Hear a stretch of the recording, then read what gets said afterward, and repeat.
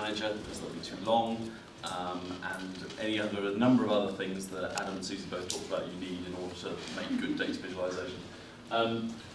And you might be wondering, you might not be wondering, why I decided to talk about uncertainty and not being sure when the whole purpose of today is to talk about what your message is, make it clear, and that kind of thing.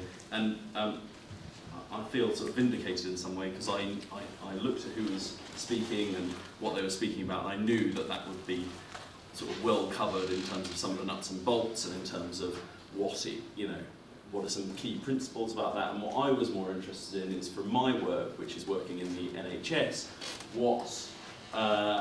how you can tell people about situations where you don't completely know what's happened, you don't completely know what's going to happen, but you want to do it by visualization, and you still want to be able to tell a clear story, even if it's not a precise story. So that's sort of what I wanted to go through today, was a bit about what I mean when I'm talking about uncertainty and variation, and some of the charts that you'll all have seen and used before, and how we can use them to show uncertainty and visualization. Critically, what my role is as an analyst in order to do that. So why would an analyst do that slightly differently, and how do they take a story out of data that has wide variation within it? And then there's a little historical interlude, which we'll get into in a minute, because there's some interesting, people may have only been using Power BI for the last few years, but people haven't been visualizing data only for the last few years. They've been using it for a very long time, and sometimes we can learn something about how that's happened, particularly relating to uncertainty. And then a bit finally on the analytical, what I call the analytical pipeline. So the three things that I do most are measuring stuff, analysing and exploring the data, and then monitoring, which I think was something that came up in the Adam's and Susie's things. How do we create dashboards? But I'm specifically related to how do we monitor particular measures when they go up and down a lot, or they vary a lot. So that's what we're going to go through. Very quickly about me. I started off, my first job was working for an electronics manufacturer, a very small electronics company, where I, for one reason or another, decided to learn how to make relational databases. This was on, the great foundation of an A-level in music and geography, and English literature. Get that? I did. But anyway, so I started working with data, and that really showed me that I wanted to, I could help an organisation to improve their business process, to make more money and reduce cost with data, which you're all in this room, so you know this, you're all as excited as I am. I then went to university and studied economics because I wanted to know how people worked. Still got no idea, but it led me into quite an interesting job working for the Department of Health and working for a part of that called Monitor, regulator of healthcare, where we got to use data to try and get the NHS more money, or trying to make sure the NHS used its money in the best way. And the reason why I'm telling you this is because I got increasingly increasingly less certain about the data that was here, that was all about people buying things, people selling things that either happened or that didn't happen. Especially in such a small company, you can go and talk to the person who bought or sold the thing.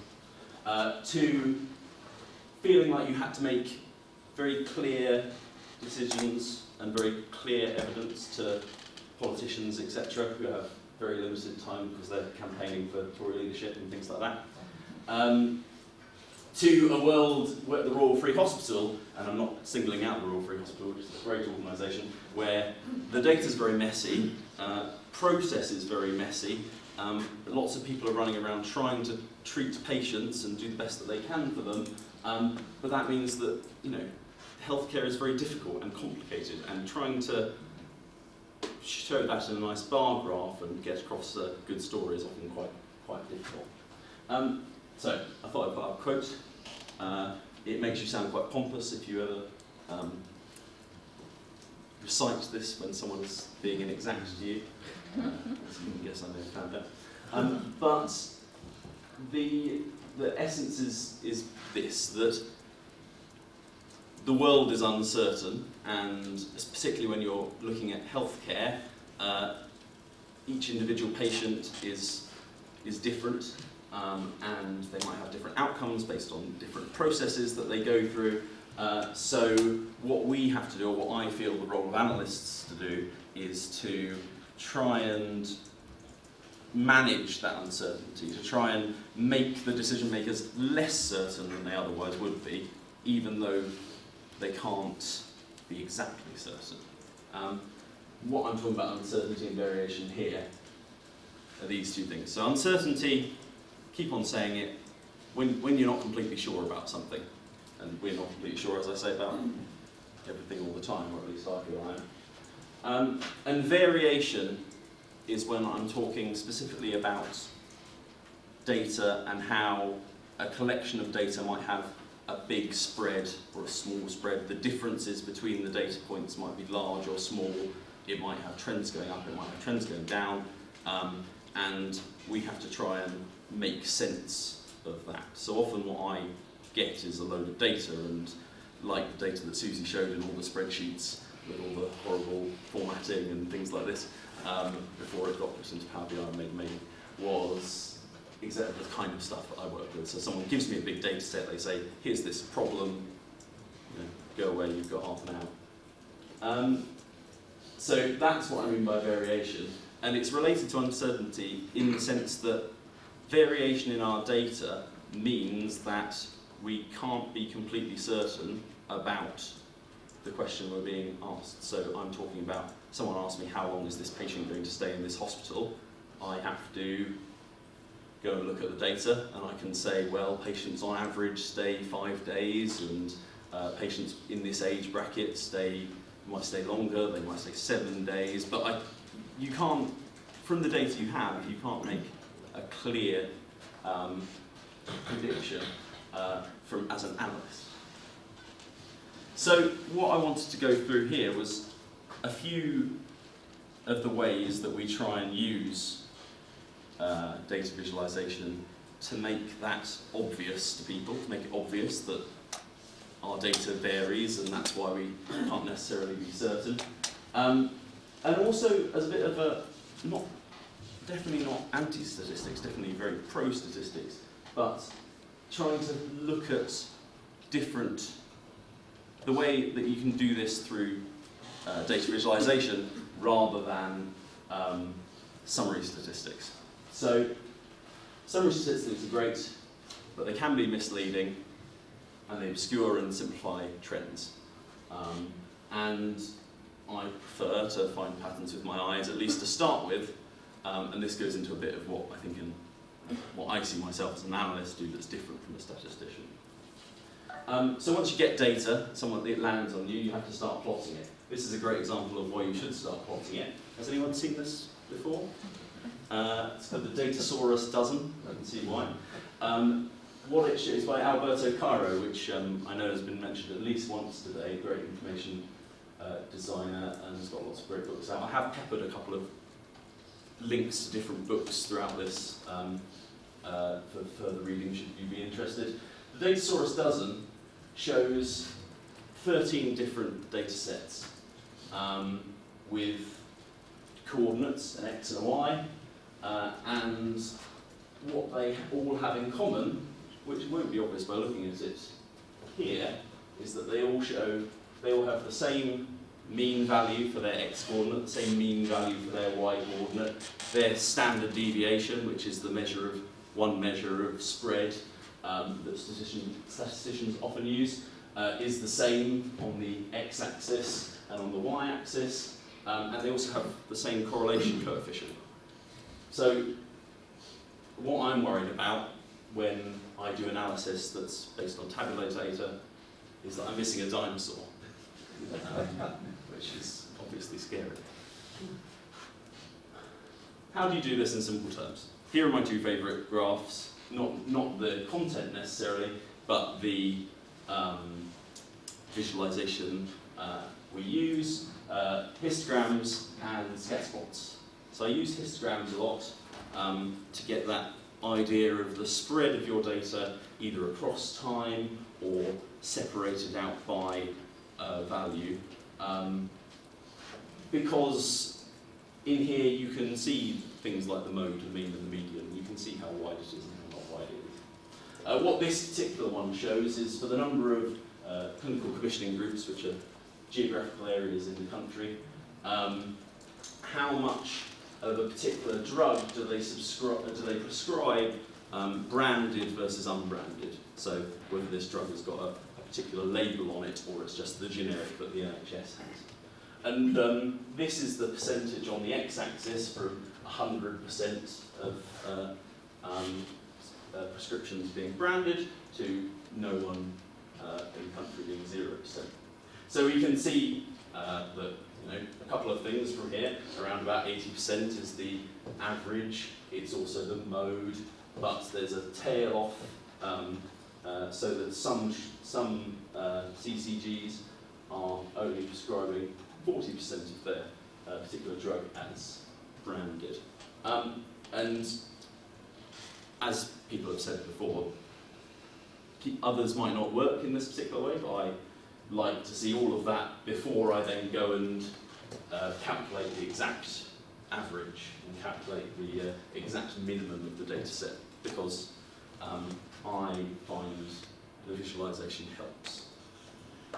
My second chart is a scatter plot, lots of these. Here's a very generic one with a quality characteristic XXX, I don't know what that means.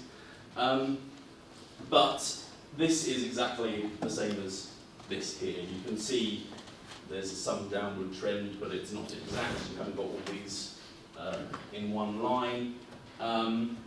And you can see maximums, you can see minimums, and crucially, what I found quite important, even though our job is to summarise, you can see the individual data points in the overall visualisation.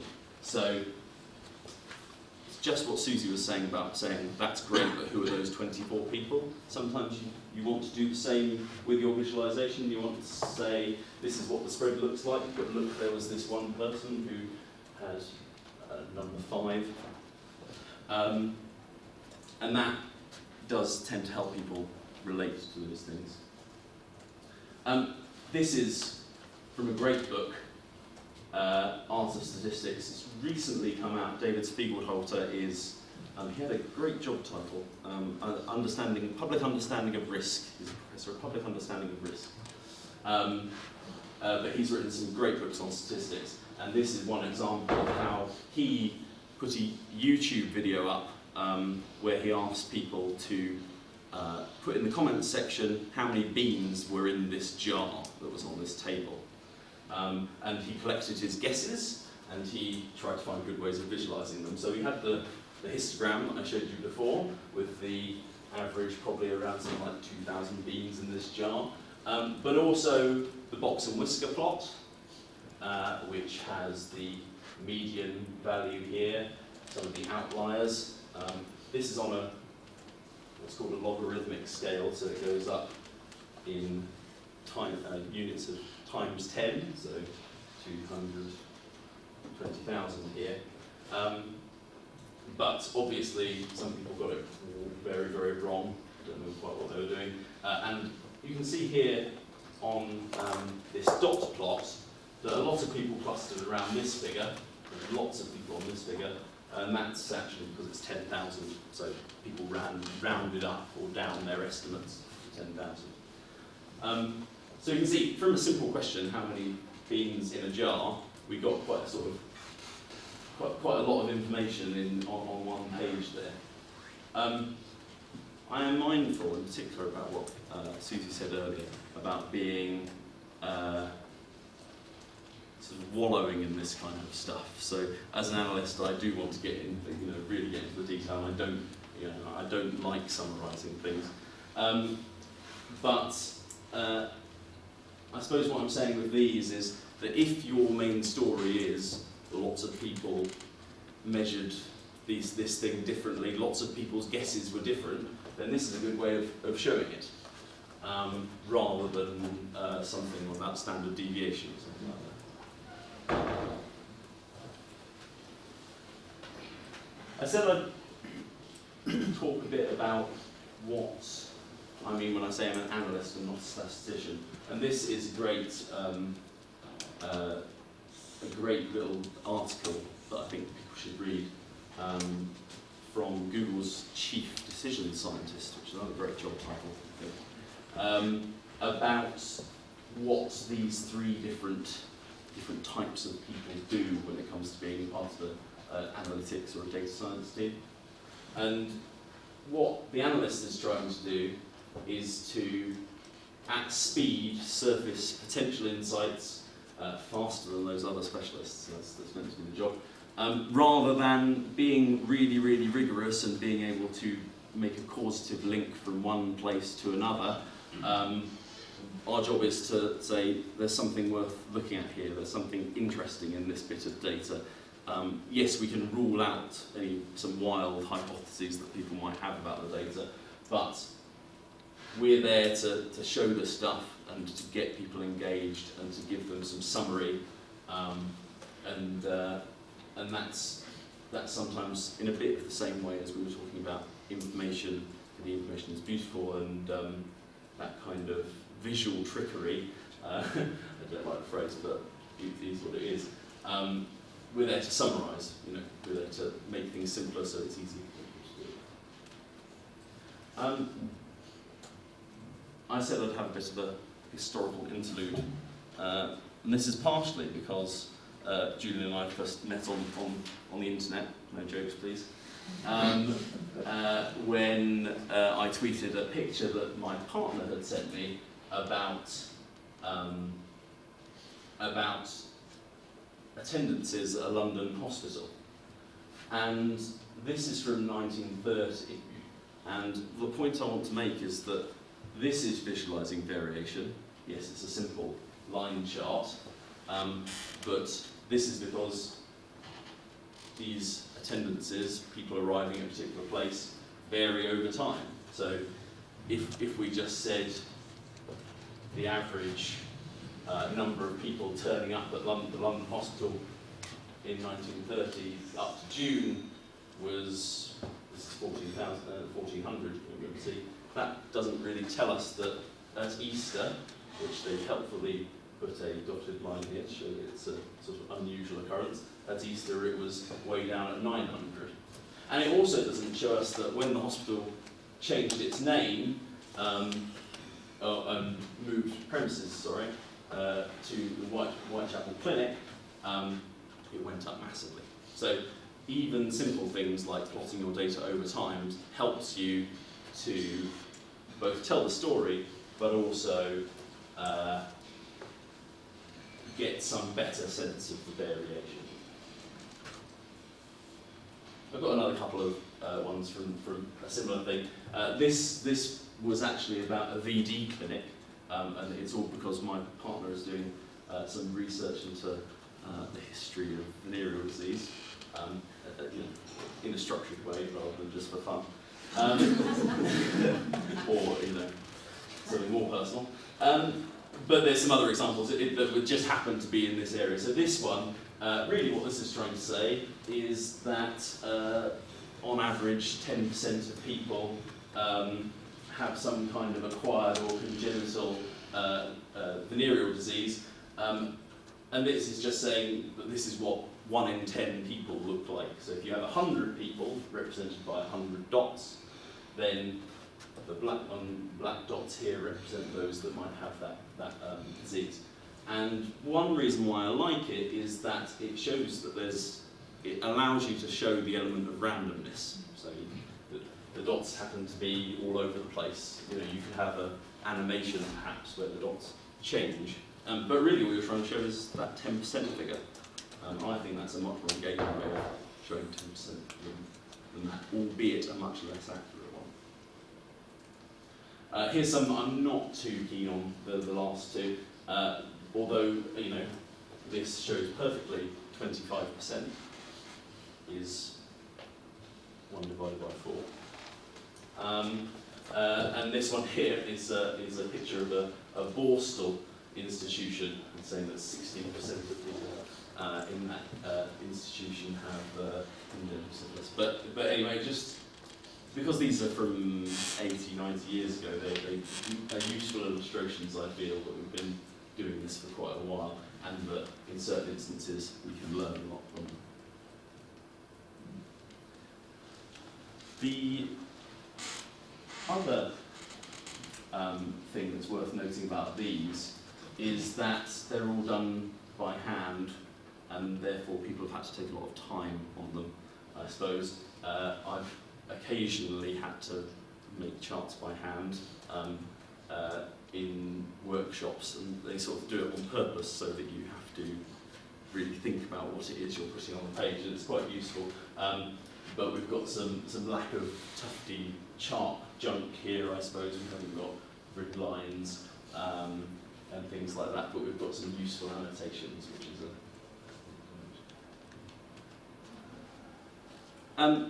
so I said I'd talk about the 3 main areas where analysts encounter uncertainty, and I'm putting those under the bucket of when we have to measure things, when we have to actually get in and explore a particular data set, and when right at the end of it someone says, that's great, now we have to monitor this every week, every month, every year, and see whether it's gone up or gone down. And the third part is actually where I think there's some quite interesting things you can do with relatively simple charts to show whether something going up one month and down another is not just a fact of life, rather than down to some Herculean effort you've made to improve a process and then some dramatic fall when you've failed to sustain that improvement. So as I say, I put these into these 3 areas, and starting with the measurement side, this is a slightly geeky, but then you are here, book on how to measure anything by a guy called Douglas Hubbard. And in it he describes how, in the same way that, and where I've got it from, that we're trying to, our job is to reduce the uncertainty in the world through the use of data. And it gives some useful caveats and some useful thoughts about what that means when we're just trying to measure something. So here we talk about data not ever truly describing the thing you're interested in, because it's at a particular point in time. Often it relies on people typing a particular thing into a particular computer. We saw some of the data quality issues in Susie's data earlier, but that's everywhere, right? Or almost everywhere anyway. And also, in particularly healthcare, we're collecting data for a different purpose than when we're actually analysing it. So I often work with data that's collected for direct face-to-face patient care. So the fact that someone is going to be away and trying to find trends in it is not a particular interest to people when they're just trying to make sure that we know what the name of the patient on the ward is, for obvious reasons. And they might be less interested in things that I get asked questions about particular timing points when someone moved from one ward to another, those kinds of things. In order to interest some of our management and some of the doctors in control of a particular service, but perhaps less important of writing down the exact number for the people using the computers. The book actually goes through 3 steps of problems with measurement and how we can get it wrong. And the first is, as I've hopefully drilled in, that what we're trying to do when we measure something is to reduce the uncertainty about it rather than to be absolutely 100% sure. The second is that often I get asked, and people who do this work get asked, can you know, some things just can't be measured. How about the example that he gives in the book is mentorship? So, how do you measure that? To which Douglas's answer is, what do you mean by mentorship? And then they probably either go blank or come up with lots of different potential ideas. And through those conversations, you get a better handle on what it is you're trying to measure, and therefore you're able to measure it. So it turns out that actually it's not necessarily an analyst's core ability in terms of using a particular tool, but it's the most useful thing can sometimes be to sit down and keep on asking people to define stuff. That's useful. And thirdly, he goes into a lot of detail about how you measure particular things, whether you have to get everyone typing in the data at every time, or whether you can use sampling, which reduces the cost. And that's another reason why people don't measure things, it's because it's costly, and therefore you lose out on a lot of the useful variation in your data because you've only got a couple of data points. The second element was analysis, and I've already sort of talked about plotting data over time. There's been a big change in a lot of the work we do, or in the NHS, where we love league tables and we love two-point comparisons, and we love all things that actually hide variation and hide overall trends. So the example would be, if this is weeks, and I look at what's happened on week 16 as opposed to week 17, I'm thinking there's a big drop. And yes, there's an interesting drop that we might want to do some more analysis on. But if I've just got that data point and that data point compared to each other, I'm missing out on a gradual, in this case, it might be improvement over time. A little name check for another book, Factfulness by Hans Rosling, which was the gapminder person we talked about earlier, Adam talked about, is a great simple book about how you can use all the things that we probably use a lot, or you think about a lot, being data visualization people, in everyday life. So how you don't get so worried about the news because you think about putting the news in context with information you already know and stuff like that. And in this particular case, he has something which I'll get onto with monitoring, where he says, just because we see a straight line, let's not assume that the line's going to keep on going up, because we might think this, but this area is where uncertainty is, and there's no reason to suspect, just by looking at the numbers, that it's not going to fall to 0 tomorrow, or it's not going to go up to 500 or something. So what analysts do when they're not comparing across time and seeing whether things have gone up or not, which is useful when you're monitoring, is they make comparisons across different categories or different groups. So I briefly showed this is quite a sort of got a lot of extra things on there, different highlighted data points, but what this is a box and whisker plot over different categories. What I like on this right-hand side is using histograms, but this is called a joy plot after one of the covers of a Joy Division album. In this case, the data is showing, sort of slightly inceptionally, people's different perceptions of probability, and whether they think the words almost certainly means 100% probability or 80% probability. And I think this chart is quite useful because this way of looking at this data is useful because you can immediately see the different spread of data. So we can say that we doubt is not words you want to use if you really doubt something, if there's little chance or if there's almost no chance, because some people think it means 70%, there's one person, maybe might be one or two people up here, thinks it means 90% likely to happen. You might have read it wrong. But either way, it's anything under a 50% chance, and there's no particular point. Whereas about even does mean 50% probability.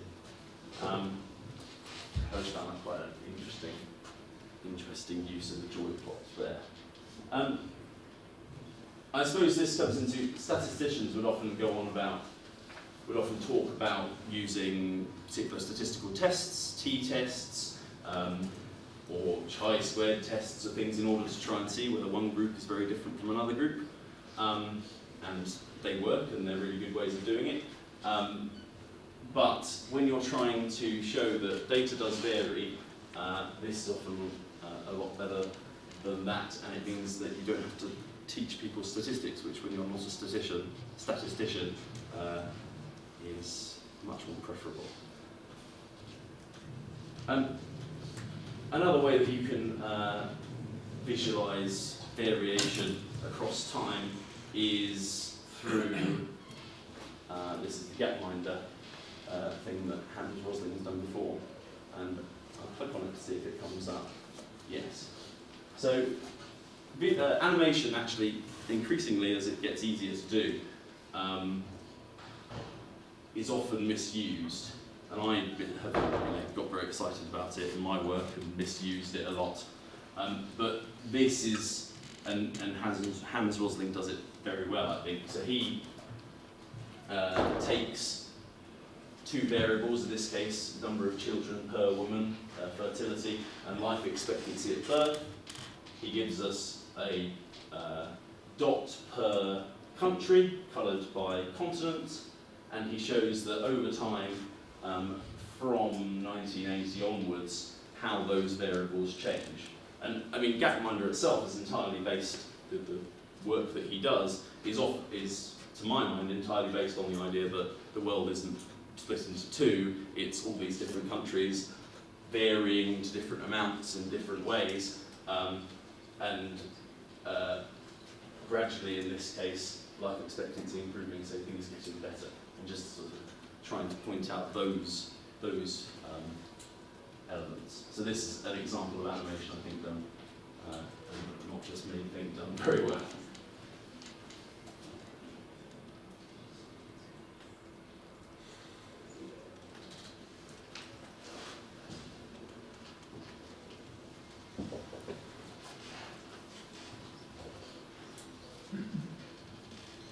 The third area I said I'd talk about was monitoring. So I was saying a lot about when we were back here, and this, I suppose, shows how often analysts are used, not in healthcare but everywhere. People say, what happened here? It's all gone wrong, we've ruined everything, and then they find 2 weeks later, oh, everything's great, you know, all that stuff you did for me last week, don't worry about it, it's fine, you know. You can put that in the recycle bin. So what we and what the NHS in general actually has been trying to do is to try and give people context for the measures that they look at on a regular basis, and you can do that in a couple of different ways. So I'll show you some examples of how different organisations have done this and in different things. But I think the key thing to note here is when you're measuring a particular measure, think about whether context is important and whether you can show that graphically. So an example I've got here is a relatively simple forecast of future attendances at the Royal Free Hospital, so the number of people turning up every day. And we show the actual number of arrivals in the past, the actual number of people turning up on 25th of February. And then we show what our estimate is in the future. And we do two things. Firstly, we show our estimate in confidence limits. So 95% chance, yeah, high or low, or whatever it happens to be. So that, well, from my point of view, so that if it goes to, if I've said there are going to be 330 people turn up and 340 people turn up, I can point to the graph and say, yes, I meant 340, that's what this blue line means, not this one. but so it provides some kind of limits around the data. The second thing we do is show the forecast backwards in time, so that we can see whether anyone should pay any attention to these numbers, and we can see that on most occasions the actual number of attendances are somewhere in this simple model, somewhere right. So we predicted a spike here, which turned out to be the case, and it gives people some more confidence and context about their data.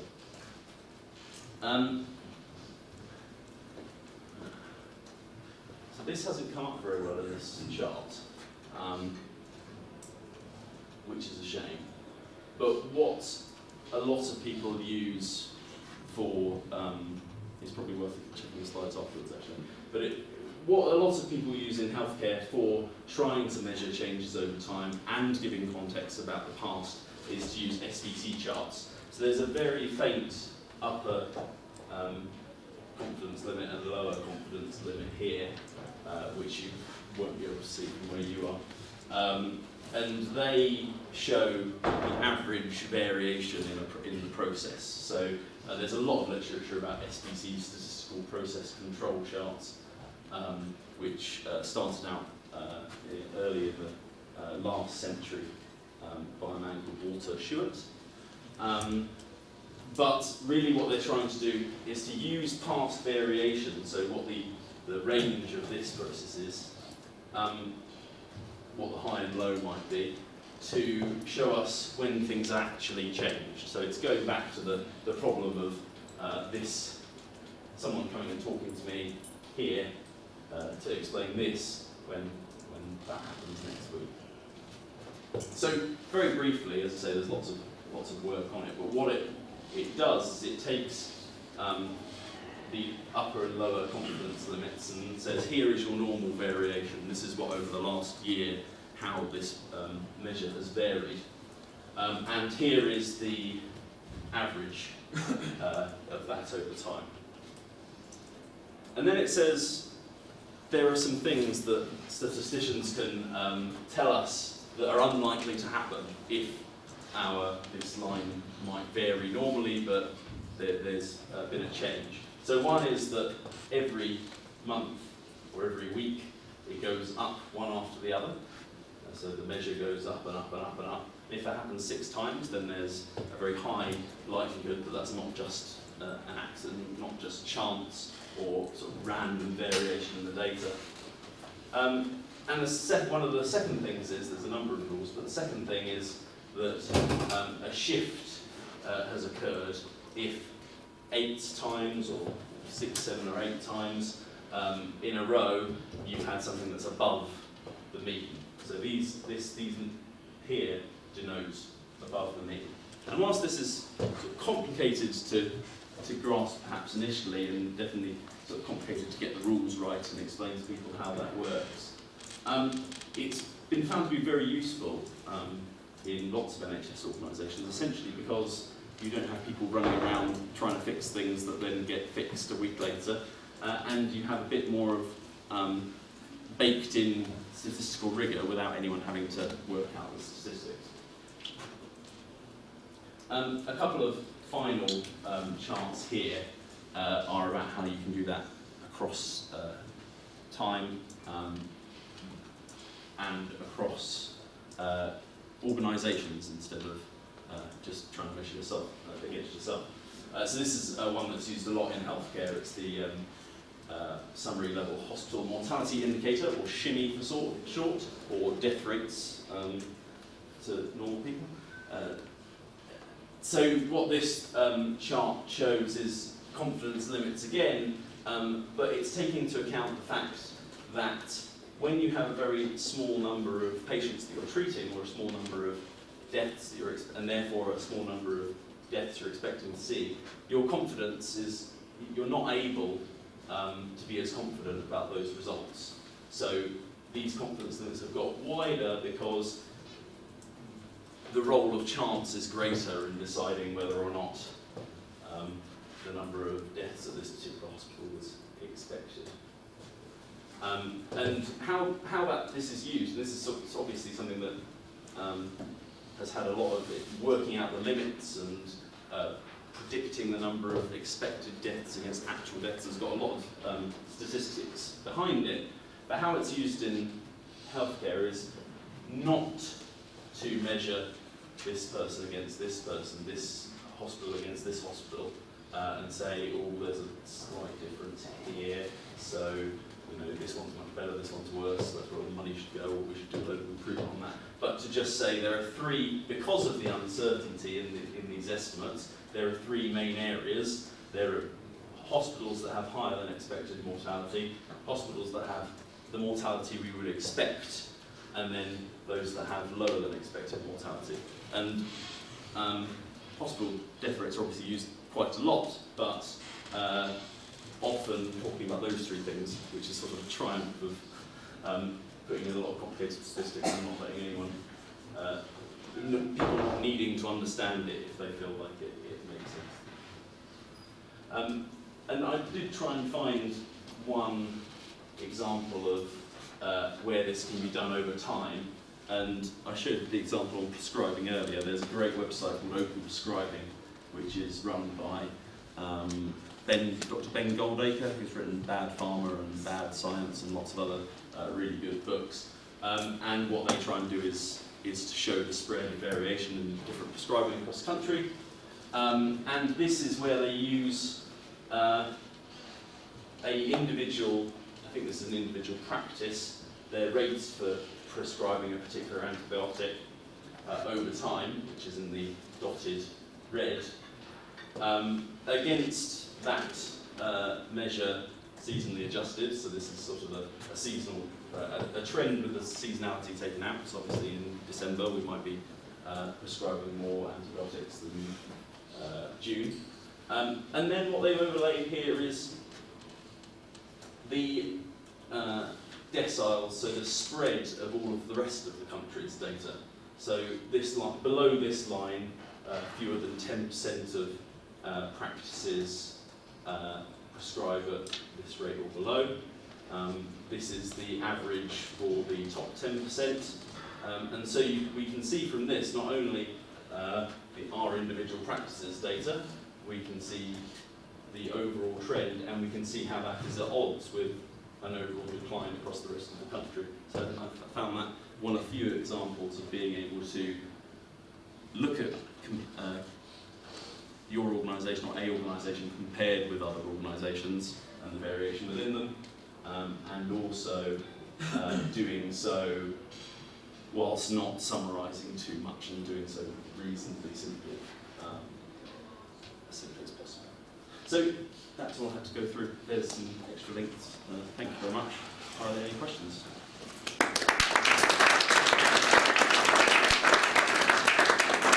Thanks very much. So has anyone got any questions? Do you find many people struggle with the concept of uncertainty when talking to statisticians? When talking to statisticians? They expect certainty from you rather than uncertainty.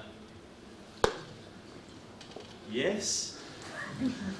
I'm not sure I'm certain about the question. Okay, and I'm sort of not like it's more sort of leading. Yeah. How do you deal with people who expect certainty and all you can offer them is uncertainty? Right.